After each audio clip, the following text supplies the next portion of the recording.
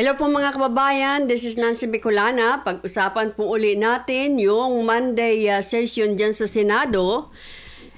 Kasi kung natatandaan po ninyo, bago mag-Monday nung May 25, ang nagsasabi po ay itong si Lacson, di ba? Nasabi niya ay ano daw, yung pag-take over, kumbaga yung pagkuha nila ng leadership sa Senado ay in the works na daw po. Kaya ang sabi niya, bago mag-Monday, nung May 25, ay magkakaroon daw ng firework ang session. Ang nangyari mga kababayan, sila ang naputukan ng fireworks. Sila ang nag-iyakan o kumbaga talagang galit na galit. Si Senator Amy Marcos ang naglagay ng firework. Di ba? So, nakita nyo naman ang drama. Pero ito pong nakita ko sa kanila eh. Una, lahat sila, dyan sa minority, ang tinatanggihan nila, di ba, tungkol dyan sa kunas, wala silang kinalaman. Wala silang, hindi nila pinag-uusapan, wala silang alam, kaya galit na galit sila sa video ni Senator Amy. I agree dyan po sa karamihan na ipinakita sa video ni Senator Amy. Yung iba dyan, nakita ko pa, si Ontiveros, itong si Puno, may mga talagang palagi nilang pinag-uusapan yung charter change, yung amendahan, palitan amendahan. Pero mga kababayan, sa tingin nila, fake news. Halos lahat na fake news para sa kanila eh. Galit na galit sila doon sa video. Di ba? So, ito mga kababayan, iisa, tinanggi nila, wala silang kinalaman, bla bla bla. Pero, bandang huli, inamin din naman ni Soto at ni Lacson. Kaya lang, may palusot silang dalawa. Mga biro lang daw naman yon. At yung kay Lacson naman ay nahaligaw lang. Pakinggan po natin ito. At dito naman po, sa video na ipinakita ni Senator Amy, na ikinagalit ng lahat, wala naman po akong natatanda ang pinangalanan niya. Ang may pinapangalanan siya ay doon sa mga taong nagpo-propose ng amendment. Pero totoo naman yun. Pati yung sinabi ni Ontiveros, totoo naman yun eh. Mayroon pa nga akong video nun eh. Sinabi niya yung totoo yun. Na kumbaga habang something dangerous ang Duterte. Pakinggan na lang po natin mga kababayan. Alam ko nakita nyo na ito. Pero sabay-sabay uli nating panoorin. Mayroon ba siyang binanggit habang yung talagang target niya isang tao? Mayroon siya mga pangalan na binanggit yung mga taong nagpo-propose ng amendment sa konstitusyon. Pakinggan natin. Sige po. Bakit nagpalit ng liderato sa Senado? May I be allowed to humbly move to declare all seats vacant, Mr. President? With 13 affirmative votes, 10 negative votes, and 1 abstention, the positions in all the positions in the Senate is hereby declared vacant. Bakit ito nilusog? Bakit patuloy ang pananakot? Talagang garabalan, obvious na obvious, isa ang majority. Bakit may panggigipit? Pinakakasuhan ng Ombudsman si Senator Rotante Marcoleta ng plunder at indirect bribery. Bakit may pambabaluktot ng kwento? Nililito nila ang publiko. Ang kahinan ay naganap alas 4 ng hapon. Ang barilan, alas 7. Nagmamalaki nilang may nangangusta. Si Camille Villar ang unang nag-update. Saka sila nagsiretry. Last convo, 4 p.m. Next chat, 10 p.m. Bakit may demolition job? Bakit may pait? Bakit hindi matanggap? Napakaraming bakit. At narito ang mga sagot. Pero bago ang katotohanan, wasakin muna natin ang kasinungalingan. I, Alan Peter Schram Cayetana, having been elected to the position of Senate President. Hindi nagpalit ng liderato para sa impeachment. Hindi totoong pinapakalat ng mga nabulaga. Ito this time, medyo nagkabulagan. Ang impeachment ay labanan ng numero. Hindi ang mga Duterte aligned ang dapat mangamba, kundi ang mga sa umpisa pa lang ay may hatol na. Ang sinasabi sir ng ibang mga kritiko, itong Senate leadership shake-up ay tungkol lang daw sa impeachment. Lahat na i-connect. As I told you, may 12 kami. Si Bato is 13. So kahit nawala naman siya, ang pinag-uusapan dito is whether or not you will be able to get 16 votes. Hindi siyang pagmumulan ng 16 votes. Wala siya doon eh. 12 kami. Bakit kami magkuku? May 12 na kami kung ang pinag-uusapan lang natin ay impeachment. Actually, Yan ang palagi nilang pinapalabas, di ba? Kaya nila gustong makuha nilang leadership dahil gusto nilang kung ano pa i-dismiss yung impeachment, blah blah blah tungkol sa impeachment. Pero mga kababayan, di ba noon pa sinasabi natin yung kanilang mga ebidensya ay talagang palpak? Di ba? At ang isa pa, talagang wala naman talaga silang boto na kung may nine na di sila eh. 6 lang ang kailangan. Paano kung mayroon pa uling sumama from the majority? Wala talaga. Nakita nila yan. Kaya lang, sinasalpak nila ng isinasalpak na kaya nila kinuha ang leadership dahil sa impeachment.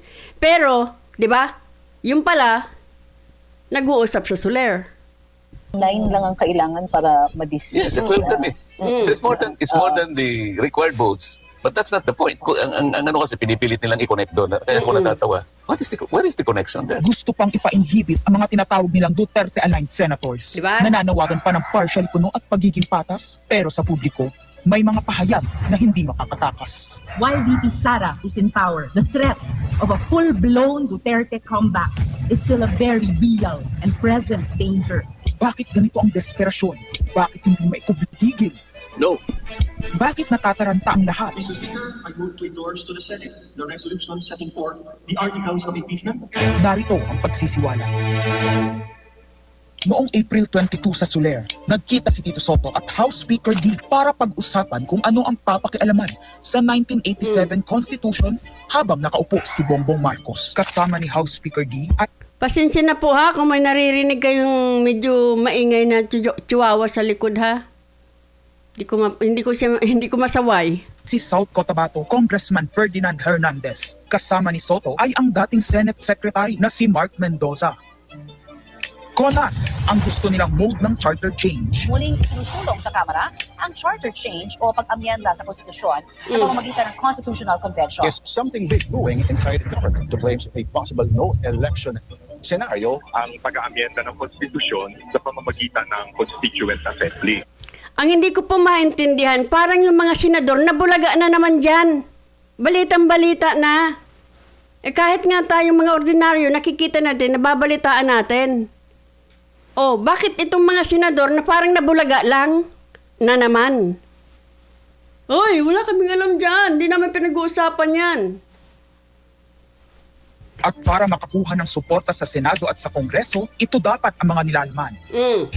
Dapat ma-extend ang termino ng mga senador at congressmen na mawawala na sa pwesto by Ito yung mga suhol, kumbaga. 2028. Ang eleksyon sa bawat senador ay magiging by region. Nagdiskusyon sila kung 2 o 3 senador per region. Kinumpute nila kung mayroong 18 regions, nasa 36 o 54 ang magiging senador. Lumutang din ang usapang para hindi makaporma si Inday Sara sa 2028, gawing 50 years old ang edad ng pwedeng tumakbo. Pero nagpanukala rin si Soto na pwedeng gawing 35 years old para kay Vico Soto. Dahil ipagmamayabang niyang kayang talunin ito si Inday Sara. Meron kayo dadagdag, maganda, Vicky.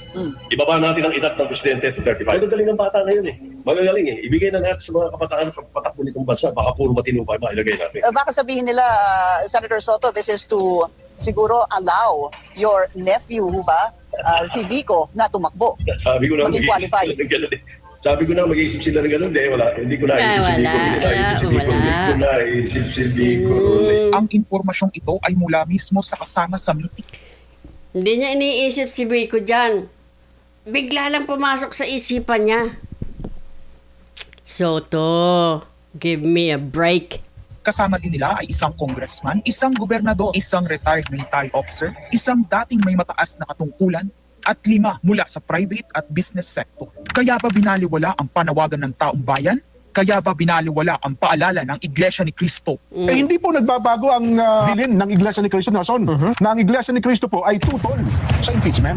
Kaya ba nagtatapang-tapangan ang mga umaastang bida sa ginagawa nilang tunay na drama? Kaya ba nila sinasabing hindi sila natatakot sa eleksyon ay dahil alam nilang walang eleksyon na magaganap? Hindi po kami natatakot sa susunod na eleksyon. Mayroon pang isang nagsabi dyan na hindi rin sila isang lalaki. Kamanggagawa ba yon? Wala rin pake. At ang boto sa impeachment ay refleksyon ng boto sa pagsira sa 1987 Constitution. Pabor ang karamihan sa mga pagbabago sa ligang batas, lalo na sa usaping ekonomiya.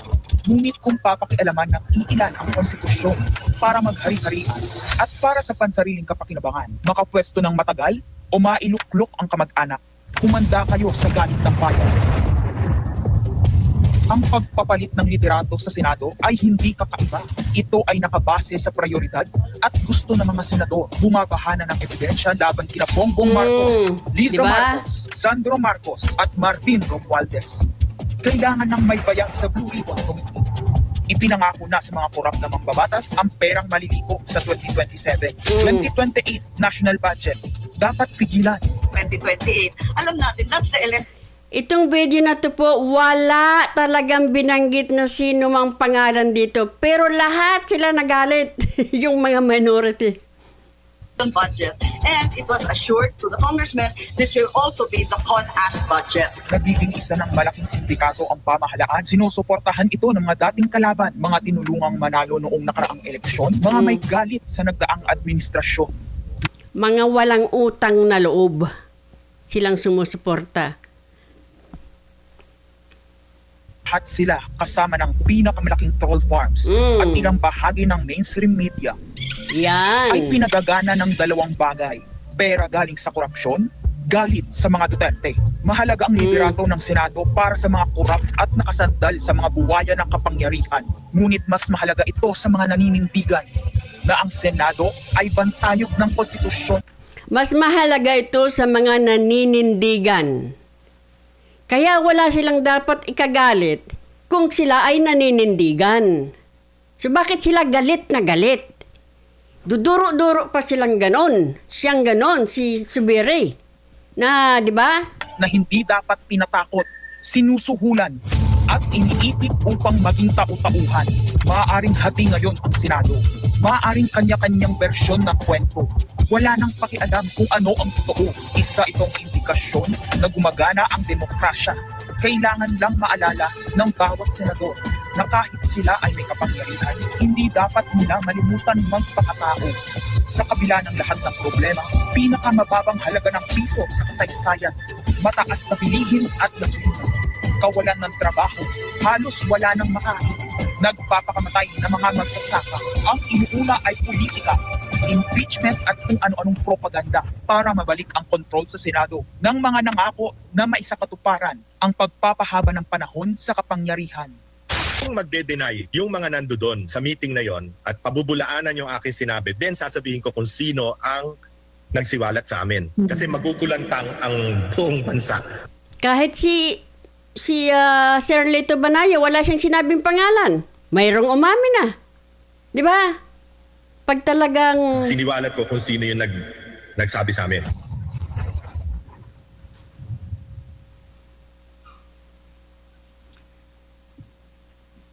Impeachment, no elections, term extension. Ito ang inaatupag ng ilang mambabatas na nagiging mambubutas ng sikmura ng taong bayan. Inuuna ito kaysa gutom, trabaho, kalusugan, kabuhayan. Gusto nilang pahabain ang paghihirap ng Pilipino, gusto ata nilang gumapang ang bayan sa dusa. Gaya ng paggapang ng mga buhaya sa kaban ng bayan at konstitusyon. Ginoong Pangulo, Ginang Pangulo, hindi ko inaakalang aabot sa punto ng buhay ko na ako, isang Marcos, magtatanggol ng 1987 Constitution, isang saligang batas na isinulat laban sa aming pamilya. Pero sa huling pagbisita ko sa libingan ng mga bayani sa puntod ng aking ama, pinaalala ako ng mga kasagang nakasulat sa kanyang himlayan, Pilipino. At bilang Pilipino, bilang isang lingkod bayan, bilang isang kaisa-isang anak ni Ferdinand Marcos na may lakas ng loob na tumindig para sa ating bansa, dapat protektahan natin ang saligang batas ng Pilipinas. Nitong mga nakaraang linggo, hindi lang ako basta Pilipino, hindi lang ako basta senador, naging reporter pa at vlogger dahil walang mag-cover sa totoong nangyayari. Pero napakaraming nagko-cover up sa mga korap na politiko. Kung meron nakakaalam sa galit ng bayan pagdating sa pagpapahaba ng poder, nasa unahan na ako ng listahan. Hindi ako makakapayag na walang maisabuhay sa mga aral ng kasaysayan. Noong naharang natin ang PI na yan, People's Initiative, noong Enero 2024, Hindi naman sila tumigil. Right. Noong 12 ng Agosto 2025, unang inihayag ni Bongbong Marcos ng ating Pangulo na hindi niya tututulan ang isang Constitutional Convention o CONCON upang ayusin umano ang mga butas sa saligang batas. Kasunod ng pahiwatig ng Kongreso na sumusuporta nito. Pagsapit ng Nobyembre, nung nakaraang taon din, naghain na si Congressman Ronaldo Puno at mga miyembro ng NUP, National Unity Party, ng House Bill 5870, naglalayong magpatawag ng Constitutional Convention upang magmungkahi ng mga amyenda sa konstitusyon. Noong 30 ng Enero 2026, nagpahayag naman si dating Senate President Soto ng suporta sa pagtalakay ng mga amyenda sa konstitusyon matapos ang desisyon ng Korte Suprema kaugnay ng impeachment laban kay VP Sara Duterte. Agad itong ikinatuwa ng tropang NUP na nagsabing mahalaga ang kooperasyon ng Senado upang maisulong ang mga reforma sa saligang batas. Gayunpaman, noong ika-31 ng Enero 2026, sumagot ang Malacanang, hindi raw prioridad ang charter change o CHA-CHA dahil nakatutok umano ang Pangulo sa mga isyong pang-ekonomiya. Isang pahayag na inilabas matapos magpahayag ng suporta si SP Soto noon sa pag-amyenda ng konstitusyon. Ng debateng ito, naghain noong ika-7 ng Pebrero 2026 yung dating ARTA, Rabindranath Kilala, ng isang radikal na panukala, buwagin ang Senado, pati na rin ang Kongreso at lahat ng lokal na sanggunian, paltan ng isang National Legislative Assembly, maari umanong makatipid ng hanggang 1 trilyong taon-taon. Nung nakaraang buwan, formal din hinikayat ni Congressman Puno at ng NUP ang liderato ng Kamara na simulan ng pakikipag-usap sa Senado hinggil sa charter change sa pamamagitan ng Constitutional Convention. Ginamit pa nila ang pagiging bukas ni SP Soto sa constitutional amendments bilang oportunidad para sa koordinasyon ng dalawang kapulungan. Sa huli, noong 14 ng Mayo 2026, mariing itinanggi ng Malacanang ang akusasyon ni Senate President Alan Peter Cayetano na sinusubukan ng palasyo pahinain ang Senado. Binigyan diin ng palasyo na hindi pinag-uusapan ng CHA-CHA at inulit ang pananaw ng Pangulo na hindi ang pag-amyenda ng saligang batas ang sagot sa kasalukuyang problema ng bansa. Ngunit hindi ito ang nangyayari sa labas ng palasyo. Ang NOEL at term extension ay buhay na buhay sa mga patay na patay sa kapangyarihan. Pagkat sa kasalukuyang ika-20, ika-20 Kongreso, maraming panukalang naglalayong baguhin ang konstitusyon. Mula sa House Bill 368 ni Congressman Abante na nagsusulong ng CONCON hanggang sa resolution of both houses number 1 ni Congressman Garbin. Sinundan pa ng resolution of both houses number 2, naglalaman ng mungkahing ibaba sa 35 anyos ang minimum age requirement ng presidente at ang vice-presidente 30 ang edad. Bukod dito, Congressman Richard Gomez naghain ng resolution number 3 upang amyendahan din ang Constitution. Meron pang resolution number 4, nagmumungkahi gawing 3 taon na lamang, 3 magkakasunod na termino ang panunungkulan ng mga senador. Nariyan ang House Resolution 460 ni na Congressman Oreta, Congressman Remulla, Congressman Daza at iba pa na bibigyan linaw daw ang kahulugan ng forthwith sa impeachment. At mula noong Abril, habang hinihikayat ng mga congressman na bumoto sa impeachment, malakas ang ugong ng NOEL sa 2028. Lumutang na rin ang mga detalye. Magte-term extension ang mga congressman at madadagdagan ng 3 taon na mananatiling nakaupo sa pwesto hanggang 2031. Ganon din, 2028. Ganon din ang mga senador, pati ang Pangulo, hanggang 2031 na raw. Kung may eleksyon man sa 2028, sa lokal na lang. Kaya, Visayas o Mindanao ka man, suportado ng iglesia o hindi, walang problema dahil walang eleksyon. Diba? Kaya, kung makikita po ninyo kung paano balahurain ng mga congressmen, women, ang pangalawa sa pinakamataas na posisyon sa ating bansa, kung gaano nila balahurain, bastusin, lalo na itong makakaliwa na ito, ganun na lang because kala mo sarili nila ang Pilipinas. Hindi nila naiintindihan na ilan lang kayo ang taong bayan na against sa mga sa inyo Milyon-milyon po kami. Nalasing na kayo. Kahit na pilitin ninyo yan, pinipilipit nyo lang ng husto. Na ginagalit nyo lang ng husto ang taong bayan. Magtrabaho kayo. Kaya ang tanong ngayon, ayaw ba talaga ng palasyo sa Chacha o kunwari lang? Kunwari. O talaga bang wala ng respeto sa Pangulo? Bukod kay Lito Banayo, napakarami kong sources patungkol sa mga meeting na O talagang walang respeto sa Pangulo? Ikaw talaga. Hindi po ito mangyayari kung walang basbas sa taas. Kasi kung sila lang ang gagalaw, siguradong sasawayin yan. Sasabihin ni Marcos, ni Bongbong, trabaho muna tayo. Kasi naghihirap ang bayan.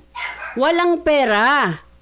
Hindi niya sinasaway eh. Kung hindi niya sinasaway, may basbas siguro.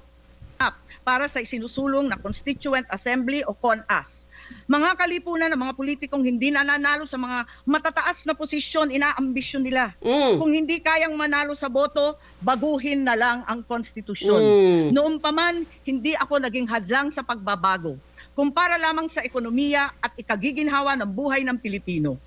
Pero magagaling ang mga buwaya. Correct. Tahimik na gumagapang upang malamon pati ang konstitusyon. Kung nagsisinungaling ang mga nagsumbong sa akin, kung sasabihin kasinungalingan ang sinabi ko ngayon at ang pinalabas, hinihikayat ko ang mga senador ngayon sa ating bulwagan. Ipangako natin sa taong bayan na may eleksyon sa 2028 mula sa presidential hanggang sa lokal. At Madam President, magiging masaya akong mapatunayan na mali ako dahil ibig sabihin nun, mananalo ang tama. In the interest of time and that this chamber may proceed with its scheduled legislative business, I will not entertain any interpellations at this juncture and would rather allow the facts in the video as well as confronting this nation to resonate fully with this chamber and the Filipino people. I urge this body to look deeply into what we have witnessed today, act with vigilance, courage, and fidelity to the Constitution we swore to defend. Maraming salamat po. Yes. Thank you. Madam President, may I make Yes, we Ito na po, papansinin ninyo, galit na galit talaga siya. Parang, wala namang pinangalanan sa inyo. Point of order. Madam President, point of order. Under Section 93, 94, 95 on Unparliamentary Acts and Language, I just want to point out that the video that the lady senator presented was obviously opinionated, a propaganda tool, right? It's be stricken off the record, Madam President. And it's unparliamentary. We've seen videos presenting evidence on issues that are taken up on the floor. Senator Tulfo always comes out with videos showing people being mauled, people being abused for the information of this body to act on that particular issue. But to come up with an opinionated piece like that, ganong klaseng video na propaganda na showing intrigue.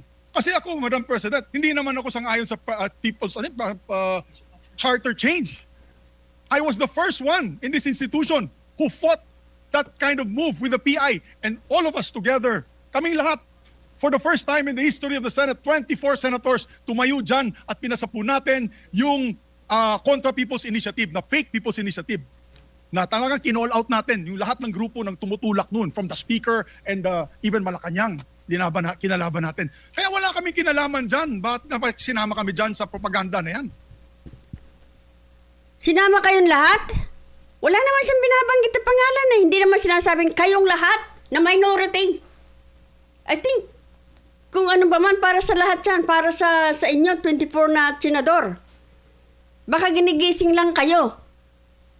Di ba? Wala naman sinabing kayong lahat o kaming lahat. Sinasabi lang niya, ito ang nangyari. Na dahil kami, Duwag 11? Ano ba yan? Bulaga 11? At grade 13? Totoo naman Bulaga 11 eh. Sa inyo rin naman ang galing yan eh. Nabulaga kami. O totoo naman, naging Bulaga 11 kayo. Bakit? Di sabihin mo kay Lacson, tumigil nga sa kadadadaan niya kasi. Siya nagsabi eh, Bulaga kami. shown here. Because what will stop us now, Madam President, for that lady senator, that we come up also with a propaganda video here, papalabas din namin, yung mga sala nila. Sige!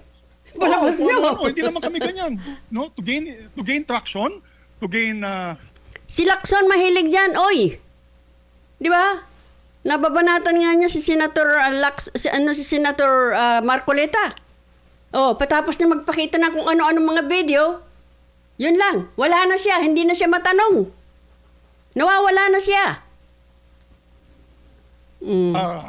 To gain views and publicity, will destroy our fellow colleagues here? Walang ganyanan. Ako, hindi ako nagagalit. Kilala niyo ako. Ako pinaka-amiable dito. Mahal ko kayo lahat. Hindi ka nagagalit? Di ba muntik na kayong ni Senator Alan? Sabi mo pa, parang sinabi mo pa na ikaw magaling sa Arnis? Something to that effect. Hindi ko na natandaan. Pero hindi tama yung pangyayaring iyon. Hindi ba? Kung galit po kayo, magsalita po siya dyan, magalit siya sa gobyerno niya, magalit siya sa kapatid niya, murahin niya kapatid niya. Pero wag naman niya idamay yung mga tao na walang kinalaman dyan. Hindi naman pwede nadama yung taong walang kinalaman dyan. Diba? Wala naman po siyang sinasabi. Sinabi lang niya, ganito ang nangyayari. Kung wala kayong kinalaman dyan, bakit galit na galit ka? Katulad yan, never ako kinausap ni Senate President Soto. Never ako kinausap ng mga kasamahan ko dito about charter change. Kasi alam din nila, tutol ako. Tinanong ko din sila. Wala silang kausap. Wala. Ayun na nga. Siguro kaya hindi mo alam dahil hindi ikaw ang kinakausap. Siguro dahil alam nila, kaya hindi sinasabi sa'yo. And besides, Subere, alangan namang sabihin sa inyo na in the work pa lang, plano pa lang. Leader lang po ang nag-uusap-usap, kumbaga, yung nakakaalam lang. Bago ilatag. Di ba? Kahit paanong ayaw mo dyan, sa ugali ng administrasyon na to, mahilig mang braso. Kung si Tatay Digong ngayon nagawa niya nabulaga rin sila Hindi ba kayang bulagain yan? Kaya nga dapat, ilabas na yan. Totoo man o hindi, pero alam natin, marami talagang salita ng salita tungkol sa hihipuin nila o gagalawin nila ang ating konstitusyon. Aamindahan nila, papalitan nila. It doesn't matter how they call it.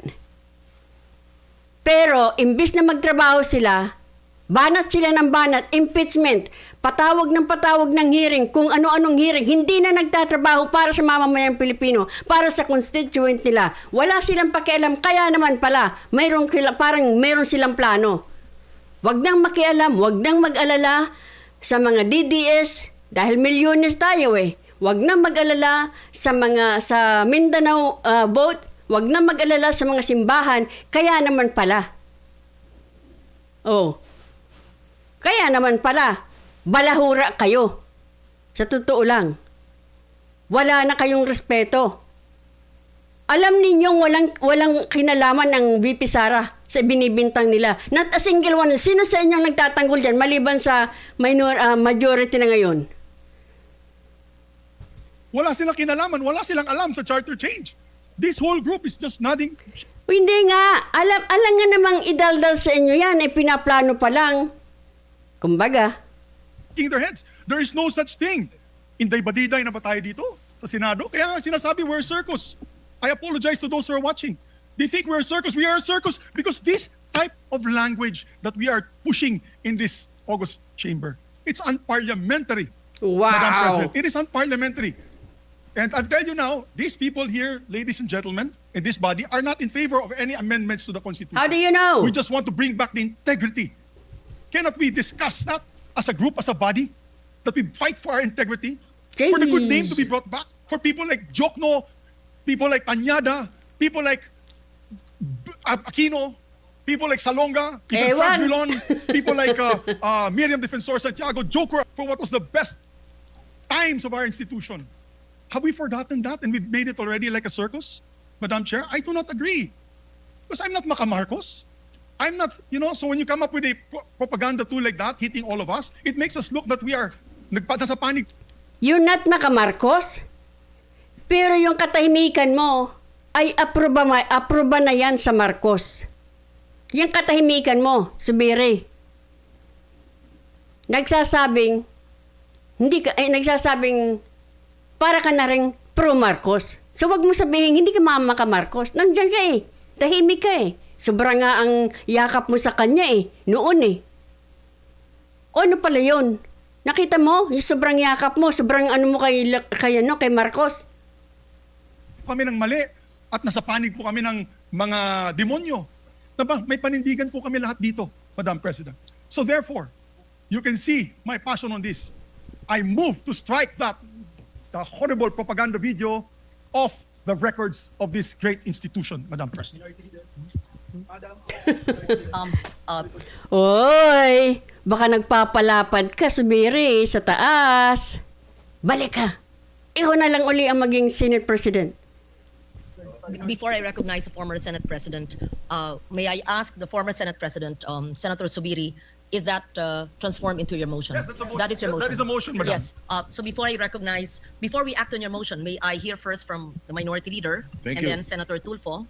Yes. Is it a Thank you, Your manifestation Honor. or a motion Thank as you well? very much, Your Honor. Well, this is a way of seconding the motion of Senator Subiri. First of all, the presentation, or what we call the editorial video that we witnessed, yes. I would like to take exception of my being mentioned there. Parang lumalabas na parang lahat ng narinig nila or nakipag-meeting sa akin ang speaker o kung sino pa, parang pumayag ako. Kita mo na, parang pumayag ako. Saan? Sana tinanong nila yung source nila, pumayag ba ako?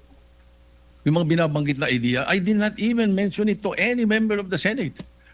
Tungkol doon sa mga ideas of, let's say, a regional Senate and all that. Ito mga idea ng mga tao to eh. Sino mga tao? Yung mga tao may gustong gumalaw sa konstitusyon? Di ba?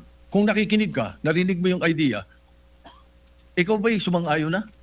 Dahil narinig mo? For example, in my case, I have never been in favor of cha-cha. Really? Teka muna.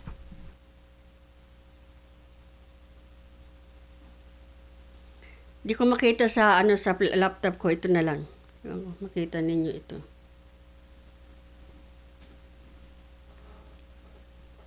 Yan. Ewan ko. Basahin ko na lang sa inyo kung hindi nyo nakita. Sabi dito, Soto pushes charter change to correct wrongful Supreme Court impeachment ruling. Anong sabi ni Soto? Balikan natin.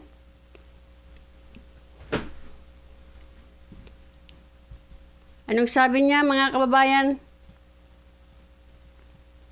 Doon sa mga ideas of, let's say, a regional Senate and all that. Ito mga idea ng mga tao to eh. Di ba? Kung nakikinig ka, narinig mo yung idea, ikaw ba'y sumang-ayon na? Dahil narinig mo? For example, in my case, I have never been in favor of cha-cha. I have never been in favor of cha-cha. Soto opposes charter change to correct wrongful Supreme Court impeachment ruling. Bakit pinupost mo dito? Dahil nagalit ka na hindi na pa-impeach si BP Sara. Sinabi mo to eh.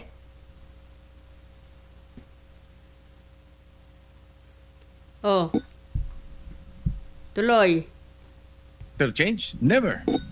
From the day I became a senator up to the present, ang dami namin pinagdaanan dyan. Ang mas gusto ko, CHA. C-H-A. Not charter change. Ang kailangan natin, CHA, character change. Character change. Baka sabihin nyo na naman, mga majority kailangan ng character change. Eh, paano kayo? That is what we need. Kaya kung merong, let's say, may idea ang Speaker of the House, gustong kausapin ng Senate President at sinasabi nila, meron silang mga membro, ganito, idea ganito, nag-idea ganito. Ay, ibig sabihin ba nun, mali na kagad ako dahil narinig ko? Ano? Did I agree? Palusot mo!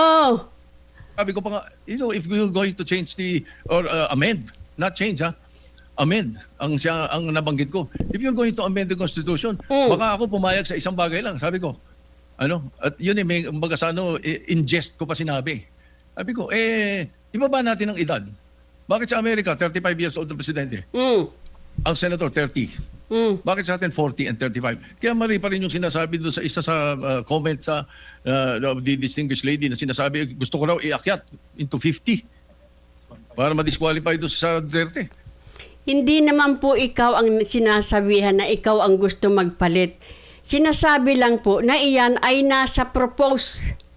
Hindi sinasabing directly ikaw. Ikaw talaga ang nagsabi na babaan ang age ng ng presidente. Pero hindi sinasabing ikaw mismo, Soto. Dahil hindi naman talaga ikaw ang magpo-propose niyan lahat eh. 'Di ba kaya nga kayo nag-uusap? So siguro napasama yan sa proposal pero not directly na ikaw.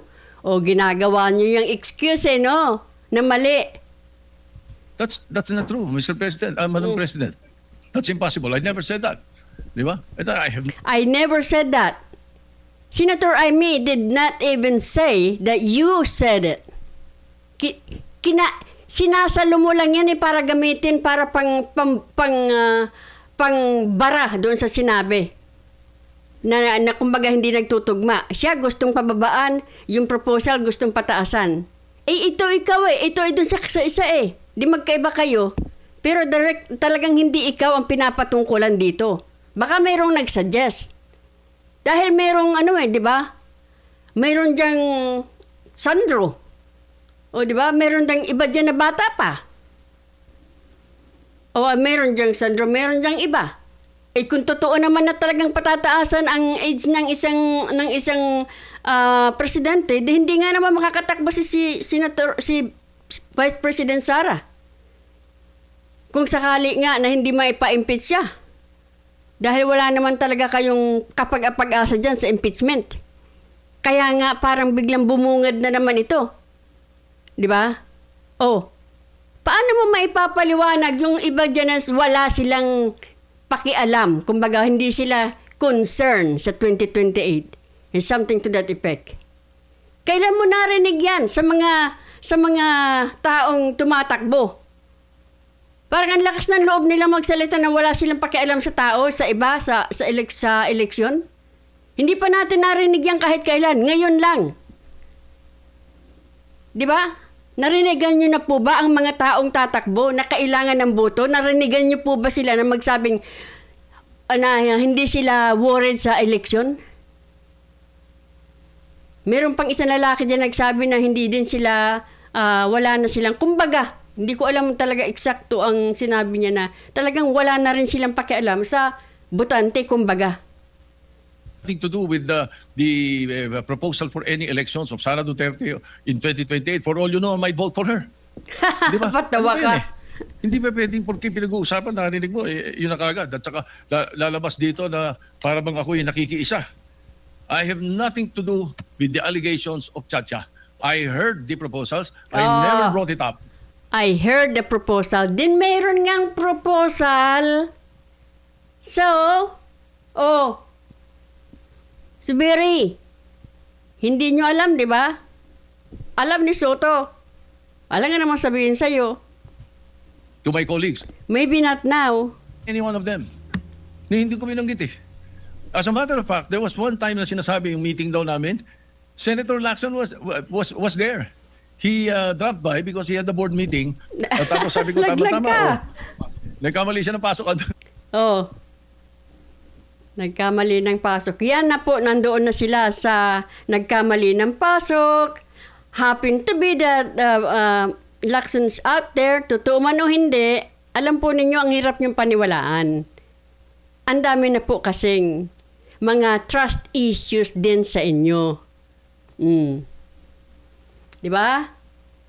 Andun lang, well, it's not a room. It's just the VIP area that's open, very open. Sabi ni Senator Lacson, ang ginagawa nyo rito, nagkamali ako ng pasok. Hindi, sabi ko, nagkwentuhan lang kami. Sabi ko, at tinanong ko pa siya, ilan ba yung kwartong pinapagawa sa new Senate building? Nagkamali lang, nandun lang sila, nag-uusap lang sila, but all of a sudden, nagkamali ng pasok, maitanong na nga kung ilan ba yung kwarto sa bagong Senate, di ba, building. Di ba? Kung ang pinag-uusapan ninyo doon tungkol sa yung bagong golf club, yung panghataw ng ano na yan, tapos biglang pumasok si Lacson, ay, ilan ba yung ano mo? Ilan ba yung kwarto ng bagong Senate hearing? Really? Even Hasinda, bakit? Sabi niya, why? Ito kang kako, yung mga congressmen gustong gawing regional. Oh, Gusto nilang gawing 36. di yun ang pinag-uusapan nyo? Oh, Subere, hindi mo siguro alam, hindi ko siguro inimbitahan, ano?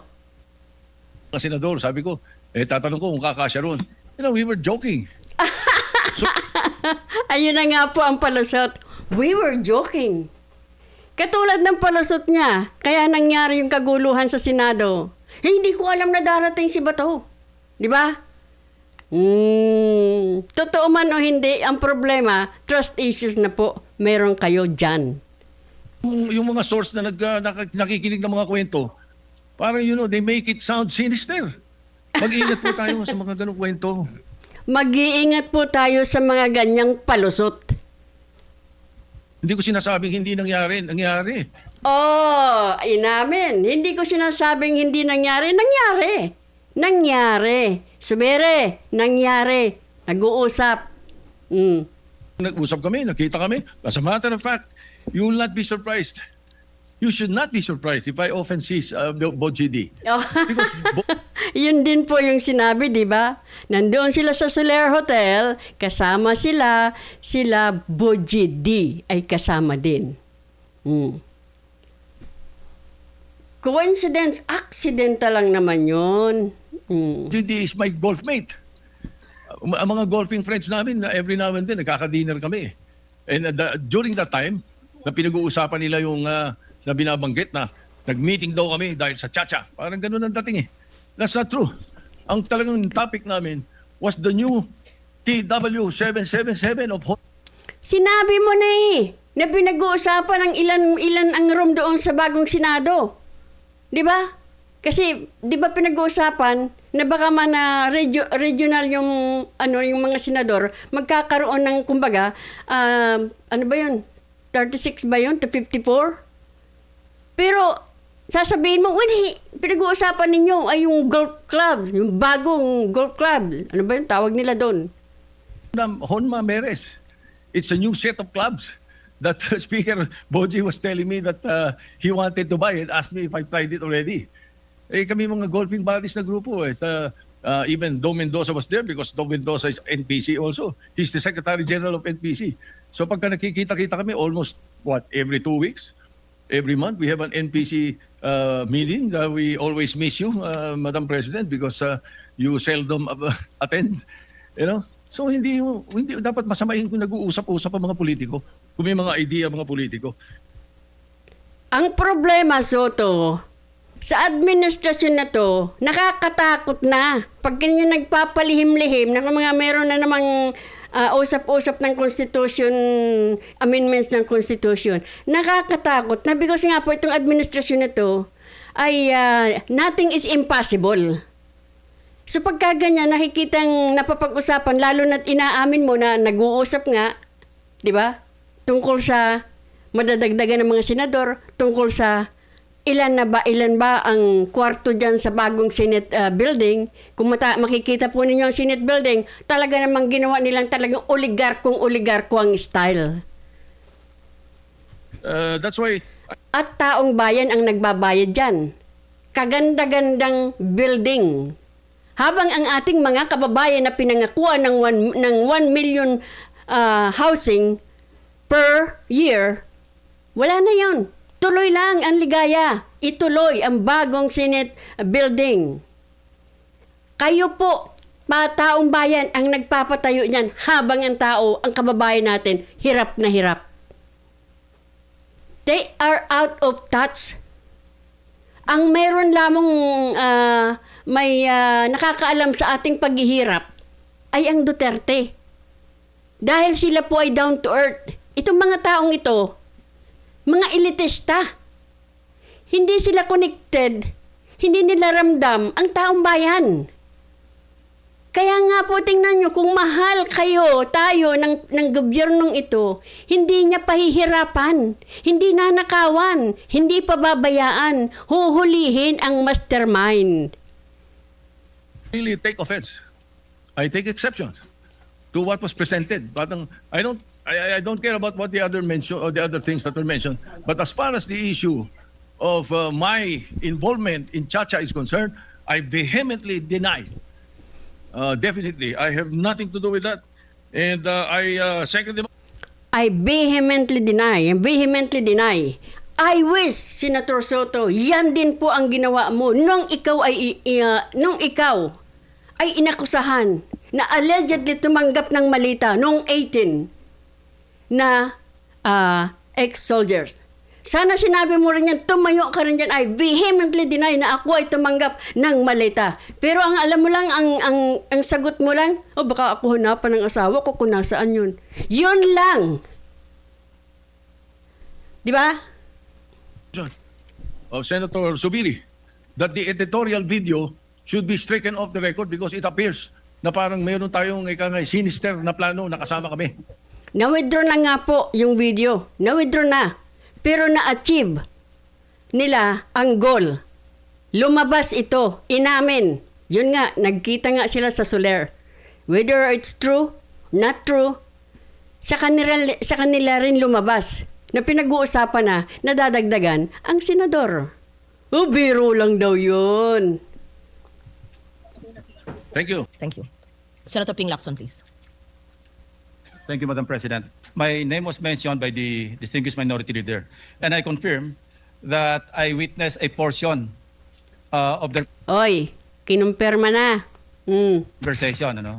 I think present during that discussion, of course, the minority leader, Speaker Boji D, the Deputy Speaker, I think Hernandez, and the former Secretary of the Senate, Dong Mendoza. Nagkamali po ako ng pasok kasi I was about to attend a board meeting in the same area. And nakita ako nung tao ni Senator Soto. So napasok ako, sabi ko, "Ops, mali pala. Ano bang ginagawa niyo rito?" So, ang unang tanong sa akin, tama-tama kasi pinag-uusapan namin na kung sakali magkaroon ng charter change. Akala ko pa na pinag-uusapan nila yung bagong labas na golf club. Pagkas biglang pasok nito ni Lacson, oy, tama-tama. Pinag-uusapan namin sakali. Sakali lang naman. Biro lang naman siguro yun. Baka pwedeng request ng Speaker of the House kung pwedeng increase yung number of senators to 36 from 24. Ang naging role ko naman doon, kasi tama-tama, ilan ba yung kwarto doon sa Senate building? Sabi ko, 65, kasi yun ang request ni Senator Pimentel at the time. He was also thinking of increasing the number of senators. So, 36 lang kailangan. So, after that, and I confirm na probably ako yung sinasabi ni Lito Banayo na source because immediately or the following Thursday, we used to have this Thursday eating club attended by Lito Banayo, Gringo Hunasan, and several other personalities. Some former senators, former congressmen, incumbent congressmen, sometimes Governor Rodito Alba. Sama mo na lahat para medyo lumabnaw naman na kayo ay nandoon para may pinag-uusapan kayo. Hindi lang pala golf club ang pinag-uusapan. Ha? Di ba sabi, tama-tama? Would be there, ex-Congressman Suplico, and several others. So ako naman, walang, wala naman seryoso sa pag-usapan. So I shared, sabi ko, kanina nga pala nung Monday or Tuesday, sabi ko na napapag-usapan na i-increase yung number of senators. So parang kwentuhan lang yon. Kwentuhan lang naman pala. Hindi naman pala totoo yun. Seryoso yun. Hindi ko ikukwento kasi sensitive kung seryoso. And I also confirm the manifestations of several of my colleagues in the minority na never naming napag-usapan yan in as many caucuses that we held or we had in different places. Ang pinag-uusapan po lang namin, Madam President, kung paano natin isasalba yung integridad. Again, di ba napansin niyo, halos lahat ang integridad ng institusyon. Paano naman isasalba? Kailangan para natin maisalba ito, kunin ulit natin ang leadership ng Senado. Pag sila na ang nandyan, siguradong naisalba na ang integridad ng Senado. ay halatang halata po kayo the moment na ibinuka ninyo yung bibig ninyo, integridad ng Senado ang lumalabas. Pero hindi ninyo sinasabi kung anong ginawa ng mga NBI dyan sa loob. Bakit sila nang hahabol ng kapwa ninyo senador sa inyong institusyon? Bakit wala kayong ngawa? Lacson, kayo ang sumira ng integridad ng Senado. Kung tayo po may mga vlogger man dyan, paulit-ulitin natin ito. Kayo ang sumira ng integridad ng Senado. First, iniiwas-iwasan ninyong mag-imbestiga kayo ng maayos para makuha kung sino man ang magnanakaw, ang mastermind na magnanakaw sa pera ng bayan. Iniwasan ninyo yan. Halos parang pinuprotektahan ninyo ang mga mastermind. Diba? Oh, kayo sumira. Pangalawa, bakit pinabayaan ninyo na gawing habulan niyang institusyon ninyo ng NBI? Wala lang kayo salita. Nakita namin yung inyong mga itsura doon. Nung pumasok si Senator Bato, tahimik lang kayo as if, ay sayang, hindi nahuli. Diba? Dignidad, yung reputasyon ng Senado. Wala po kami ibang pag-uusapan na kaya kami magpaplano na mag-take over sa Senate leadership para sa CONAS. Never. I confirm their earlier statements, Madam President. So, kanina nabanggit ni Minority Leader Tito Soto na ang unang press statement ng ating distinguished Senator from Ilocos Norte, kaya raw babaguhin yung age, yung of qualification. Yun na naman, yun din ang sinabi ni Soto, age. Di ba? Dahil sinabi ko nga, hindi dinidiretso na si Soto ang nagsabi na i-increase. Di ba? Si Soto ang nagsabi na i-decrease ang age. Pero malay mo, may ibang nagsabi na ipinopropose yun dahil nga ang target ay si VP Sara. Hindi naman kayo. Hindi naman yung pamangkin mo. Itataas daw from 40 to 50 para ma-disqualify si VP Sara kasi hindi pa siya mag-50 in 2028. Baligtad po ngayon ang sinasabi. Baligtad nga. Kaya lang, inaako ninyo Sinasabi ninyo, parang sinasabi ninyo na ang sinabi ni Senator Amy ay kayo, ay si Soto. Pero, hindi naman sinasabi ni Senator Amy yan. Di ba? Propose lang yan. O anong pakialam sa inyo? Ang pakialam kasi ng administrasyon na to ay wag makatagbo si VP Sara. Kaya nga, siguro totoo, yung walang eleksyon or pahabain, pataasin ang age ng isang kandidato para sa pagka-presidente. Ulitin ko, hindi niya sinabi na ikaw, Soto, ang nagsabi. Malay mo, may ibang nag-propose. Yung makikinabang na kung tataasan ang age ng magiging presidente, di sila ang makikinabang, hindi naman kayo. Siyempre, kasama na rin kayo dyan. At baliktad doon sa katotohanan, dalang narinig ko usapan nila, ibababa yung... Wag kami, Soto, wag kami. Hindi niya sinabing kayo, paulit-ulitin ko ito, hindi sinabing si Soto ang nagsabi noon. Diba? Na mga senador, hindi po si Presidente. Mga senatorial candidates, ibababa from 40 to 35. Nagbiro pa nga ako, ng Presidente, I mean. Nagbiro pa nga ako, sabi ko, partner, para ba kay Vico Soto yan? Nagbiro pa, in jest, of course, Mr. President. Oh, Madam President. Yun po yung takbo ng usapan. So, paano nabuo yung istorya? Nakatakot-takot pa yung mga video. Wala pong katotohanan. Kaya nung na-interview po ako ng media, sabi ko, outright lies. Flat lies. Kasi hindi po totoo na napag-usapan doon na itaas yung edad, yung qualifying age, pagtapo ng Presidente sa Vice-Presidente. Pero tinatanong kung ilan. Baka pwedeng, kasi pinag-uusapan nga na dadagdagan ang senador, di ba? Huwag kayo mag-focus doon sa edad. Mag-focus kayo kung bakit you accidentally found that room na hindi mo naman dapat puntahan. Sabi mo nga, aksidente ka na punta doon. Nagkamali o naligaw. Pero anong sagot sa'yo? Oy, tama-tama. Ilan ba ang kwarto ng bagong Senate building? Ano yun? Kung nag-uusap kayo tungkol sa golf, di ba? Dumating yung kaibigan mo. Imbes na sabihin mo yung pinag-usapan ninyo, bigla kang tama-tama. Ilan ang kwarto diyan sa sa bagong Senate? from 40 to 50 para ma-disqualify. Nothing could be farther from the truth, Madam President. So, with that, Wag kami. Hindi kami pinanganak kahapon lang. I support the motion of the former Senate President, former Majority Leader Mig Zubiri, na to strike off the record yung mga portions na offensive sa mga kapwa natin senador. Wag ka mag-alala. Winidraw na kasi na-accomplish na ang gustong ma-accomplish ng video. Yeah, minus the whole video. I support that motion, Madam President. Yan lang. Hindi ko na po sinama yung iba. Yung iba siguro next time na lang pag mag-usap ulit tayo. Sige po.